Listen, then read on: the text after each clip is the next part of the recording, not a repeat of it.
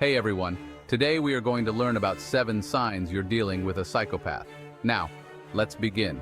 You see, we throw around the word psychopath a lot, usually about that ex who did us wrong, or that coworker who always seems to get away with everything. But real psychopathy, well, that's a whole other animal. It's not just about being selfish or manipulative, it's a deep-rooted personality disorder. We're talking about a specific combination of traits, a lack of empathy, disregard for others, superficial charm, and a knack for deception, all wrapped up in one very dangerous package. And the scary part is, they can be incredibly good at blending in. So, how do you know if you're dealing with a true psychopath? Well, that's what we're here to unpack today. The first sign you might be dealing with a psychopath is their overinflated ego. Psychopaths take self-importance to a whole new level. They genuinely believe they are superior to everyone else. They walk around like they own the place, with an air of entitlement that's hard to miss. They crave admiration, constantly seeking validation and praise. You might notice they name-drop constantly or interrupt conversations to steer the focus back to themselves. They have zero problem exploiting others to feed their ego. They'll step on anyone who gets in their way, leaving a trail of broken relationships. This sense of grandiosity isn't just about being arrogant. It's rooted in a belief that they are special, that the rules don't apply to them. They're convinced they're smarter, more charming, and more deserving than anyone else. They often have unrealistic goals and expectations. They might believe they're destined for greatness, even without putting in the actual work. Beneath that veneer of confidence often lies a fragile ego. Any criticism can be perceived as a personal attack, and when their ego is threatened, watch out.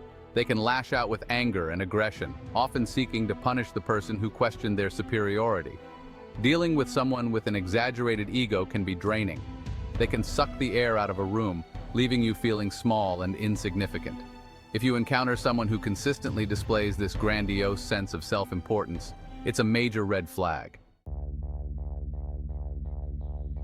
Now, let's talk about the second sign, behavioral chaos. This is where things get really messy. Psychopaths are notorious for their impulsive and unpredictable behavior. One minute they can be charming and engaging, the next they're flying off the handle over the smallest thing. You see, they lack the impulse control most of us have. They're driven by instant gratification, and they don't think twice about the consequences of their actions. This can manifest in risky behaviors, gambling, reckless driving, substance abuse. You name it, they've probably tried it. But it's not just about thrill-seeking. Their lack of impulse control also spills over into their relationships and everyday interactions. They might make rash decisions, break promises without a second thought, or abruptly end relationships without any explanation. And here's the thing, when confronted about their behavior, they're masters at deflecting blame. They'll twist the situation around, making you feel like you're the one who's overreacting or being unreasonable. This constant chaos and unpredictability can leave you walking on eggshells, never knowing what version of them you're going to get. It's an emotionally exhausting experience, and it can take a serious toll on your own well-being. Now, it's important to remember that not everyone who exhibits impulsive behavior is a psychopath. But when this impulsivity is coupled with a complete disregard for the well-being of others, that's when alarm bells should start ringing. Let's move on to the third sign, insincerity. Psychopaths excel in their deceptiveness. They're masters of disguise, putting on a charming facade that can fool anyone. They'll shower you with compliments and make you feel special. But it's all an act. Psychopaths lack genuine empathy. They can't understand or share emotions. Their charm is a tool to get what they want. They study people and use this knowledge to manipulate. They mirror emotions to gain trust. Their gestures are calculated, not genuine. Their actions often contradict their words. They'll break promises and prioritize their needs without guilt. If you question someone's sincerity, trust your gut. It could be a sign of someone incapable of genuine emotional connection. Now, let's delve into the fourth sign, the parasitic lifestyle. Psychopaths have this uncanny ability to weasel their way into your life and then slowly start taking over. They're like emotional vampires, draining you of your time, energy, and resources without giving anything in return. They view other people as pawns in their game of life. They're always looking for someone to use to their advantage, someone to bail them out of trouble, someone to fund their lifestyle. They're master manipulators, skilled at playing the victim to evoke sympathy and guilt-trip you into doing their bidding. They'll come up with elaborate sob stories, blaming their misfortunes on external factors or other people. Because they're so convincing, you might find yourself constantly making excuses for their behavior. Now, this parasitic tendency can manifest in various ways. They might mooch off your generosity, constantly borrowing money they have no intention of repaying. They might rely on you for housing, food, or other basic necessities, all while refusing to lift a finger to help themselves. And here's the kicker. They have zero remorse for exploiting others. They see it as their right, their due. They believe the world owes them something, and they have no qualms about taking what they can get. So if you notice a pattern of someone consistently taking advantage of your kindness, if they're always asking for handouts without offering anything in return, it's a major red flag. You might be dealing with someone who's incapable of forming healthy, reciprocal relationships. Let's talk about the fifth sign, a high disgust threshold. Now, this one might seem a little strange, but it's a key characteristic of psychopaths. You see, most of us have a natural aversion to things that are gruesome, disturbing, or morally reprehensible. But psychopaths? They don't have that same visceral reaction.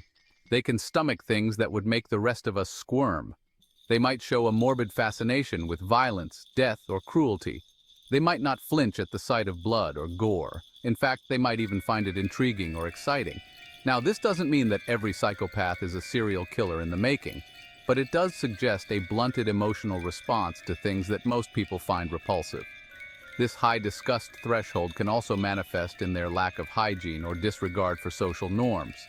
They might have no problem littering, spitting in public, or engaging in other behaviors that most people find offensive. And here's the thing, because they lack that internal sense of disgust, they often have difficulty understanding why their behavior bothers other people.